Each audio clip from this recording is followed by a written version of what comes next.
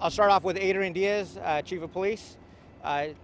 This is actually an active, ongoing investigation, so there is limited information that we have at this present time. But at 8:30 this morning, officers responded to multiple 911 calls where a male was yelling and a female was in distress. Officers were able to make contact with the male. They were able to make entry into the actual residence. At that point, the male tried to stab the officers with a knife. Officers were able to tactically retreat. There was smoke inside the actual residence. At this point, officers, were able to retreat back. We then had our SWAT officers who were trained with the CBA, and they actually have masks up. They actually made entry. However, the smoke and actually flames were so much that they had to step back. At that point, they realized that no one would actually be able to survive inside the residence, and we then turned it over to fire. Fire then was able to put out the flames, or put out some of the flames. They did locate a body inside the residence of the suspect that tried to stab at the officers. We're unable to locate anybody else right now because there is structural issues to the place. There is areas that we have not been able to search it. It might still take a while for us to be able to locate any additional victims if there are victims. Our homicide unit is actually out here responding and investigating the scene as well because of the initial 911 reports of hearing a female that was in distress. And so we are expected that we potentially could find a body, but at this time we have not located it. So she is missing? At this time we have not located the female that potentially was part of this call. Condition of the officers in the stabbing? Yeah, so there were 4 officers that had made entry. They had, because of the smoke inhalation, 4 officers are being treated at Harborview Medical Center for smoke inhalation.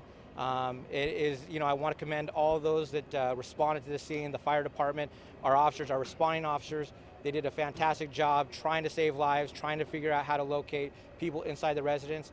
However, unfortunately, they did have smoke inhalation and they're being treated at Harborview at this time. Was this a mental health episode? Huh? Mental health episode?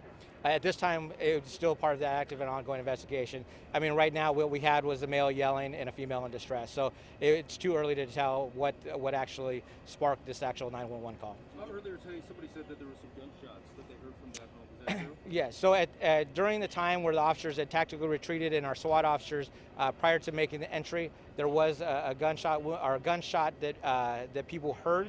Right now, we do not know if that is associated with the actual suspect. But that's one of the things that will be part of this investigation. Did he set the house on fire? That's what we believe, but it's still part of the investigation. Any age range? Not at this time. What about self-inflicted gunshot wound? At this time, we have not made that determination. So that's still part of the investigation. Is that body still Rental home? in there? Somebody, people in the neighborhood say it's a rental home. Yeah, so this home has 3 different residents. So I think 2 apartments that are up on the top level, and then 1 that has a main level with a basement. So at this point, it appears to be associated with the basement and the main level as part of our investigation.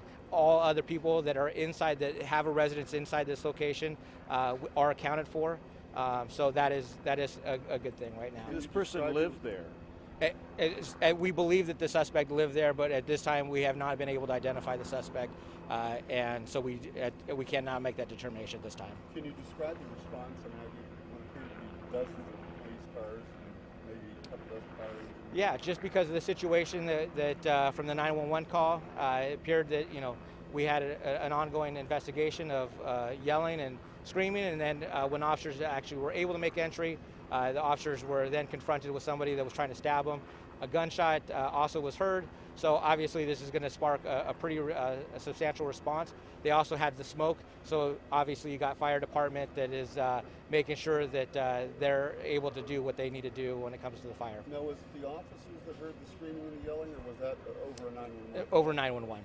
Was the incident where the body was found in the basement? That I can't confirm yet. So we will get more information. If we're able to locate any additional victims, we will follow up. But at this time, that is the limited information that I have at this time. So thank you. Oh, thank you. Go. Do you have? Was the bomb squad on scene, and is that just routine? So it is our arson bomb squad. So arson, obviously, when somebody tries to light a building on fire, they're gonna respond. If it was just the self-inflicted wound, then arson bombs would be investigating. Right now, we have our homicide out because we believe that there might be an additional victim, but we have not been able to locate it. Thank you. Well, one last point. Was a knife recovered or any firearm found near the At this time, I can't. I'm not able to actually answer that. So, All right, thank thanks, you. folks.